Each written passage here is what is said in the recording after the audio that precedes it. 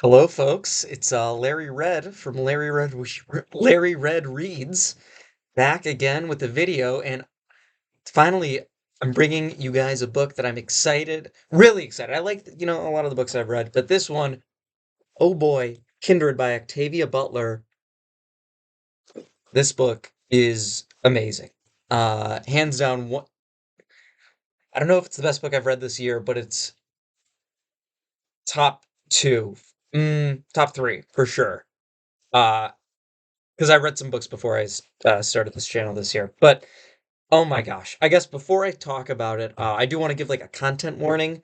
Obviously, this book, not obviously if you don't know what it's about, but this book is contains a lot of racism, uses of the N-word, and a lot of other really nasty language. This book deals with very heavy topics, slavery, deals with sexual assault and rape. Um, a lot of really tough stuff. So yeah, if that sort of stuff isn't for you, then yeah, maybe not the best time to read this book. But that being said, oh my God, what an unbelievably good book. Octavia Butler. I loved Parable of the Sower. And I think this is, I don't know which one I like, but I think that I like this better, but maybe that's recency bias speaking. But oh my God, she's just such a good writer. She doesn't like, I don't know, she does science fiction, and there's a debate about whether this book is science fiction. I think it's basically fantasy. I'll get into what the book is actually about, but before I do that, I just want to talk about how much I love her writing. She just she doesn't care about like any of these like fancy writing things. I feel like she just sort of gets right into it, and like it's so fun and easy to read. Like this book has very, very difficult themes, but I think it could be, read and comprehended, and those themes can come across to someone who's like a high schooler or even a middle schooler. And to get an idea of like how amazing this book is, I'm just gonna read like the first page of the prologue, or at least a little bit of it, because I just love how Octavia Butler just drops you right into the action so quickly. So I guess here it is, prologue. I lost an arm on my last trip home, my left arm, and I lost about a year of my life and much of the comfort and security I had not valued until it was gone. When the police released Kevin, he came to the hospital and stayed with me so that I would know I hadn't lost him too. But before he could come to me, I had to convince the police that he did not belong in jail. That took time. Police were shadows who appeared intermittently at my bedside to ask me questions. I had to struggle to understand. How did you hurt your arm? They asked. Who hurt you? My attention was captured by the word they used. Hurt. As though I'd scratched my arm. Didn't they think I knew it was gone? Accident, I heard myself whisper. It was an accident. They began asking me about Kevin. Their words seemed to blur together at first, and I paid little attention. After a while, though, I replayed them and suddenly realized that these men were trying to blame Kevin for hurting my arm. No, I shook my head weakly against the pillow. Not Kevin. Is he here? Can I see him? Who then? They persisted. I tried to think through the drugs, through the distant pain, but there was no honest explanation I could give them, none they would believe. An accident, I repeated. My fault, not Kevin's. Please let me see him. So that's like the first page. And if you were like me, this like immediately got my attention. And as you like the first, I wish that I could go back and read like the first part of this book again. And I'm remiss to sort of even tell you anything that the book is about, because the first part of the book is just so exhilarating and amazing that I'm remiss to even tell you anything about it. But I do have to talk about like what the book's about and give the basic premise. But you know, if you just want to read the book, just go read it. But for the rest of y'all, uh, I mean, I'm talking like I have so many viewers to begin with, and I could just like release half of them. But no, I mean, Anyways, um, for the rest of y'all, the book is basically about a woman. Her name is Dana. She lives in 1976. The book starts in 1976 on her birthday, June 9th. After the prologue, at least. The prologue starts with her in the hospital losing her arm, and the book leads up to that point. It's sort of one of those kind of things where the prologue tells you what happens at the end, kind of. But, anyways, the book starts, she's in her house. Dana is a black woman in 1976 who is married to a white man named Kevin, and these are our two main characters in 1976. And basically, she's unpacking, moving into this new home, and all of a sudden, she starts to feel dizzy. And when she sort of comes to, she's not in the same place anymore. She is literally transported through space, and she sees a young boy in a river. This like 4-year-old boy has red hair, and he's drowning in a river, and she has to save him. And this just like happens right after the prologue, like 3 pages in. And that one thing I love about this book, let me just read the chapters. The chapter names, just the chapter names are enticing to me. The chapters are in the following order: the river, the fire, the fall, the fight, the storm, and the rope. So all those chapters, in each chapter, basically, the premise of this book is there's this young man named Rufus Whalen, who not only does he not live in, California, he lives in Maryland, but not only is Dana transported to him through space, but also through time. So Rufus is the son of a wealthy plantation owner in Maryland in the antebellum South. The first incident, I think, is in 1815. And basically, through some unknown force, and the book doesn't really care what this force is, it doesn't seek to explain it, it just is. Dana is transported through time and space to this young boy, Rufus, and as he grows older, to Rufus whenever he is in need of help. So the first time he's in the river, he's drowning, and Dana has to save his life. So whenever Rufus is sort of in danger, or anything like that, he sort of calls Dana towards him, and Dana comes there to help. So obviously, uh, this causes a lot of issues, and Dana can only really go home when her life is threatened. That's sort of the way it works. But anyways, Dana is obviously a black woman, and she's being transported into the antebellum South, and Rufus is this white plantation owner, which that's where the majority of the book sort of happens with. It's this sort of conflict between Dana, who, for reasons that are become known pretty quickly in the book, I'll just say it.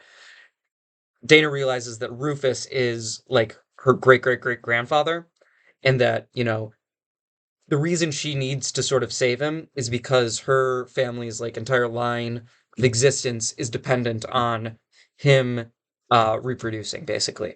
So, anyways, Dana's sent back in time continually to save Rufus, and that's a lot of what this book is about: the relationship between Dana and Rufus, and then also the relationship between Dana and her husband Kevin. So I guess I'll start with talking about, without going into too many details, what I thought about the way that the book handles this. So one thing I love about this book, and there's not much I don't love.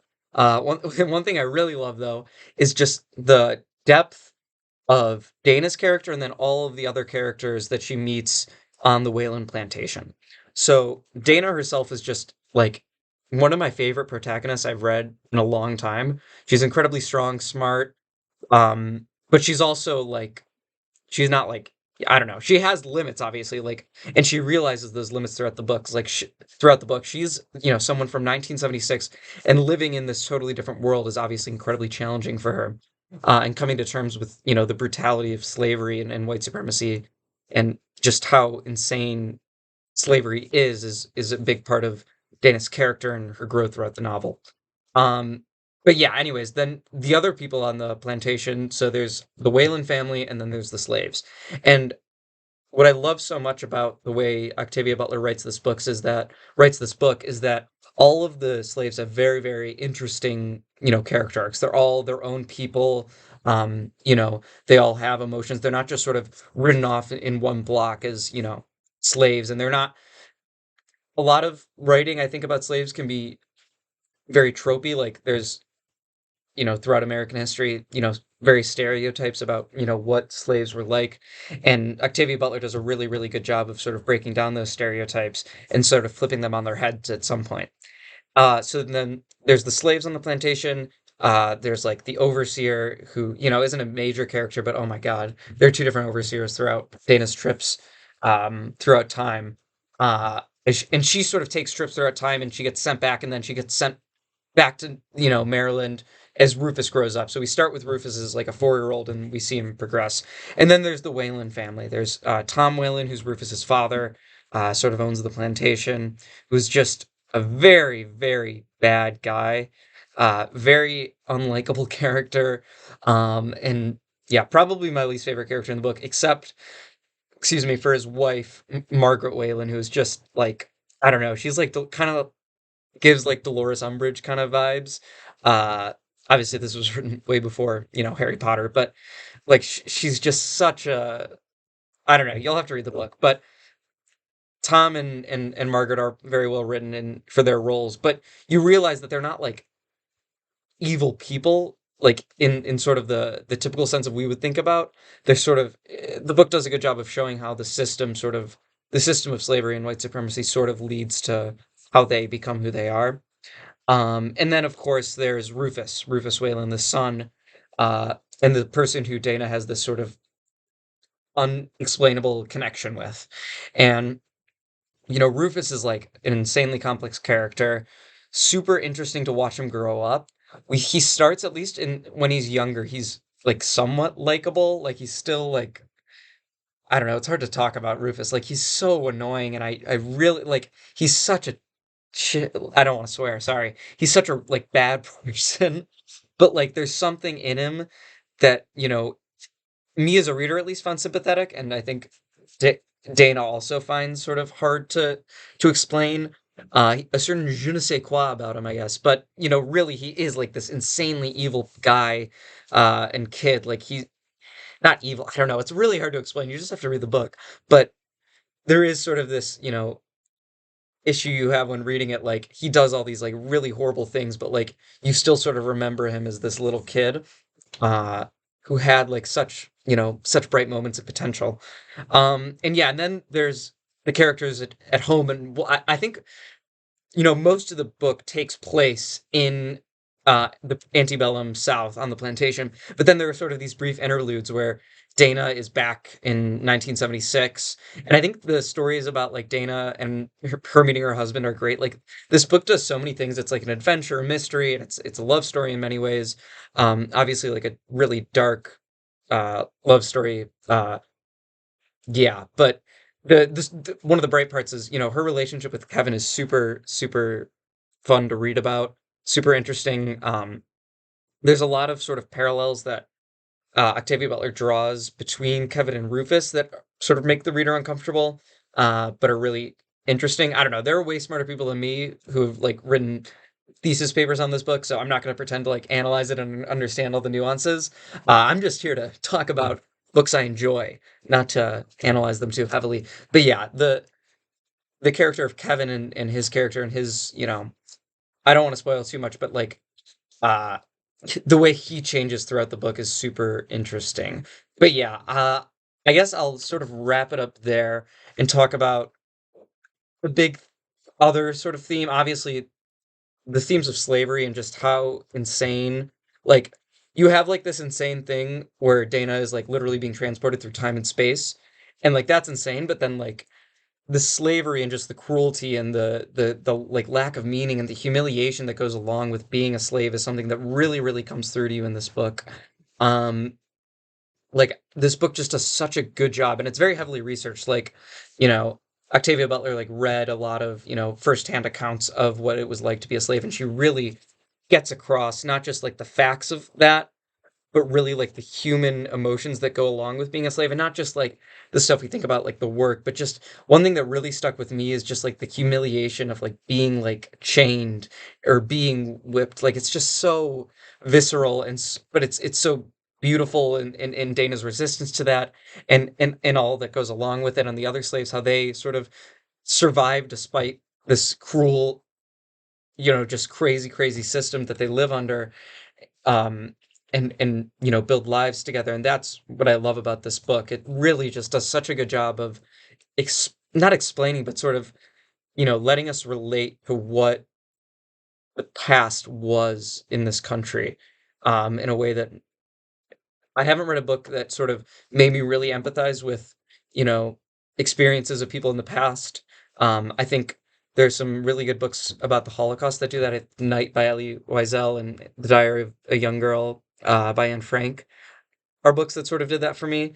This book really did that for me. Really, like helps you put yourself in another person's shoes, and that's really what reading's about. This book and also The Ways of White Folks by Langston Hughes did a really good job of that.